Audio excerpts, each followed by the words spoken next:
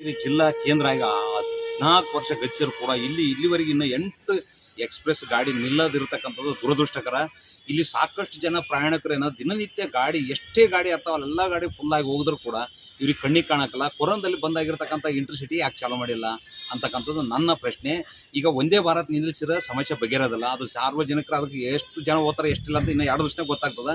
ಉಳಿದಿರ್ತಕ್ಕಂಥ ಎಲ್ಲ ಎಕ್ಸ್‌ಪ್ರೆಸ್ಗಳನ್ನು ನಿಲ್ಲಿಸಬೇಕು, ಇಂಟರ್ಸಿಟಿ ಮರು ಆರಂಭ ಮಾಡಬೇಕು ಅಂತಕ್ಕಂಥ ದೃಷ್ಟಿಯಿಂದ ನಾವು ಇವತ್ತು ಆಂಜನೇಯ ದೇವಸ್ಥಾನದಲ್ಲಿ ವಿನೂತನ ಪ್ರತಿಭಟನೆಗೆ ಚಾಲನೆ ನೀಡ್ತಕ್ಕಂಥ ವ್ಯವಸ್ಥೆ ಆಗದ.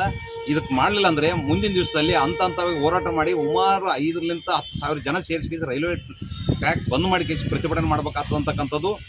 ಗುಂತಕಲ್ಲು DRM ಸೋಲಾಪುರ ಮತ್ತು ರೈಲ್ವೆ ಸಚಿವರಿಗೆ ನಾನು ಪ್ರಶ್ನೆ ಕೇಳ್ತಿದ್ದೀನಿ. ಶೀಘ್ರದಲ್ಲಿ ಇದನ್ನ ಪರಿಹಾರ ಮಾಡಲಿಲ್ಲ ಅಂದ್ರೆ ನಿಮಗೆ ಪರಿಹಾರ ಮಾಡ್ಲಿಕ್ಕಿದ್ರು ಅಥವಾ ಏನೋ ಸಮಸ್ಯೆ ಹೆಚ್ಚಿಗೆ ಆಗ್ಲಿಕ್ಕಿದ್ರು ನಿಮ್ಮ ಕೆಲಸ ಏನದ?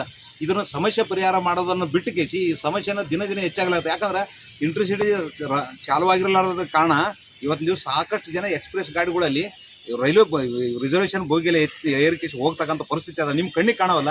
ಇದನ್ನು ಪರಿಹಾರ ಮಾಡುವಲ್ಲಿ ವಿಫಲರಾಗಿದ್ರಿ, ತಕ್ಷಣ ಎಚ್ಚೆತ್ತುಕೊಳ್ಬೇಕಂತಕ್ಕಂಥದ್ದು ನಾನು ಎಚ್ಚರಿಕೆ ನೀಡ್ತಿದ್ದೇನೆ.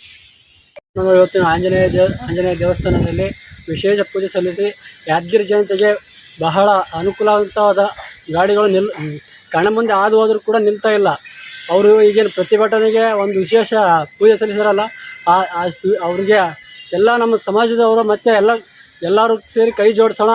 ಅವ್ರ ಹೋರಾಟಕ್ಕೆ ನಾವು ಸದಾ ಸಿದ್ಧ ಎಂದು ಹೇಳ್ಕೊಳ್ತೀವಿ. ನಿಮ್ಮ ಹೆಸರು? ನನ್ನ ಹೆಸರು ವೆಂಕಟೇಶ್ ಹಾಲ್ಗೆರ.